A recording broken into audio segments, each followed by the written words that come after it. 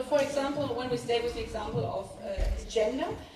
we had a very gender-inclusive language in all European Union texts, and suddenly there's an issue whether, with regard to the question of gender, we should use female and male connotation. The English is a bit difficult, or even if you don't decide on your gender, if we put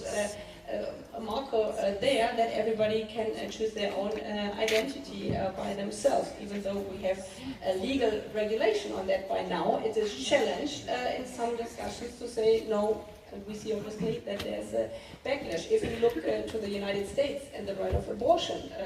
on the other hand. So I think there are also many things, and I'm focusing on European Union or on the US, because I would like to underline that even in so-called strong and old democracies, we cannot